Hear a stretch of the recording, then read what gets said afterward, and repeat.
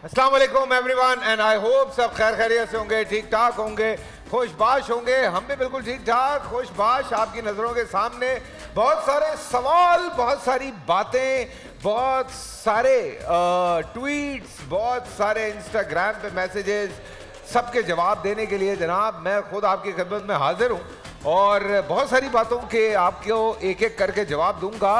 लेकिन उससे पहले एक बात आपको क्लियर करना चाहता हूँ कि देखिए, सबसे ज़्यादा इम्पॉर्टेंट, सबसे ज़्यादा अहम, सबसे ज़्यादा ज़रूरी बात यह है कि ये जितने लोग यहाँ बैठे हैं ये मेरे लिए भी उतने ही इम्पॉर्टेंट हैं जितने अपनी फैमिली के लिए इम्पॉर्टेंट है। सो कभी कभार कहीं ना कहीं कुछ मैं ज़ोर से बोल जाता हूँ, उसके पीछे बहुत सारी वजूहात होती हैं, बहुत सारी चीज़ें होती हैं, क्योंकि आप यकीन करें आप लोग यहाँ नहीं होते, आपको अंदाज़ा नहीं है। जब ये सब चीख रहे होते हैं तो उस वक्त आवाज़ नहीं पहुंच रही होती। अगर मैं यूं करके बात करूं कि देखिए बात सुनिए, ये मत कीजिए, खुदा का वास्ता ज़रा चुप कर जाइए। सो हो जाता है कभी कभार, शुरू से बहुत सारी चीज़ें चल रही होती हैं। हाँ, एक छोटा सा इवेंट हुआ। ये जो सामने खड़ा होकर उसामा वीडियो बना रहा है, इसको चपेड़ें पड़ी, उस पर थोड़ा सा मैंने डांट दिया। उसके बाद यहाँ पे वो मसला रफा दफा हो गया। Muskan came up to me, she is like kid to me, और उसने आके बड़े मुझे तरीके से मुझे कहा कि सॉरी फैसल सर, मुझसे वो गलती हो गई। मैंने कहा इट्स ओके, इट्स फाइन। मैंने कहा हो जाता है, मुझसे भी अगर कुछ गलती हुई है तो मुझे माफ़ कर दो।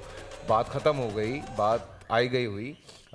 हम चले गए। उसके बाद रातों रात पूरे पाकिस्तान में क्या पूरी दुनिया में जो है वो आग की तरह बात फैल गई और बहुत सारे लोगों ने शुरू में थोड़ी सी बदतमीज़ी शुरू की।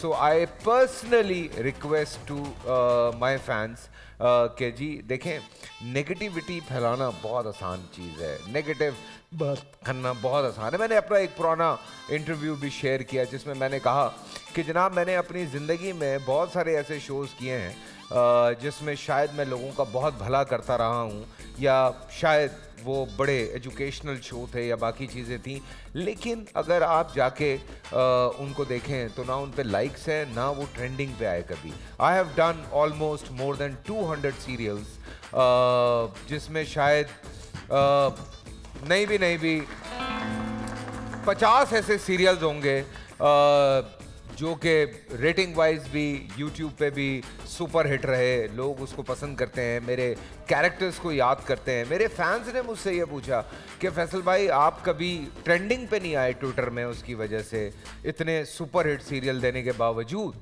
लेकिन इस एक इवेंट के बाद आप ट्रेंडिंग पे आ गए।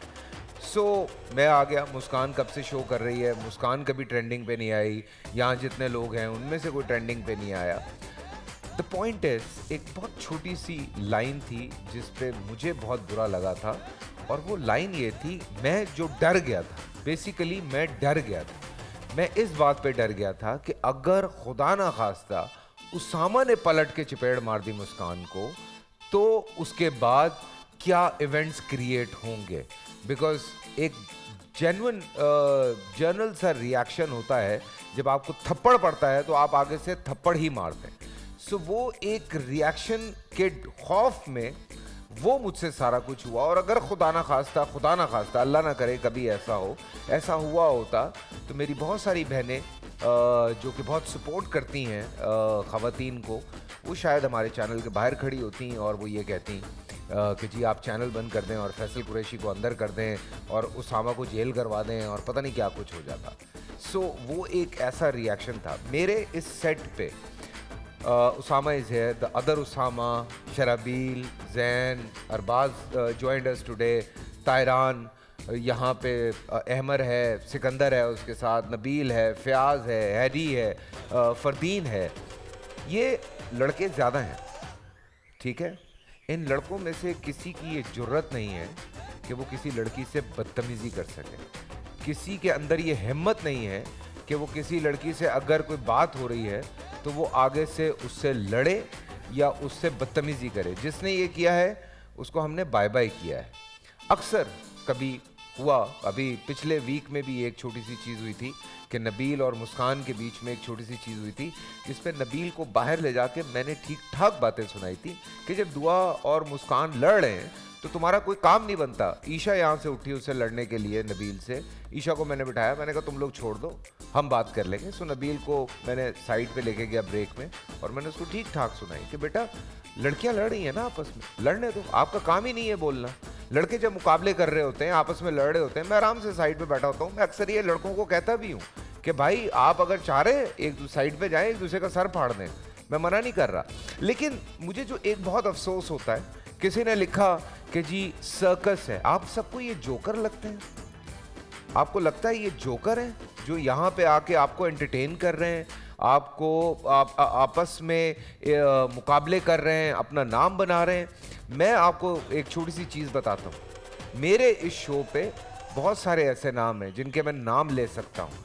हेडी इज़ हेयर जुम्मे को कॉन्सर्ट करके आया है, बिकॉज उसको इस शो से थोड़ी सी रिकग्नाइजेशन मिली, बोल्ड चैनल से उसको रिकग्नाइजेशन मिली, गया शो करके आया, उसको आगे और शोज मिले।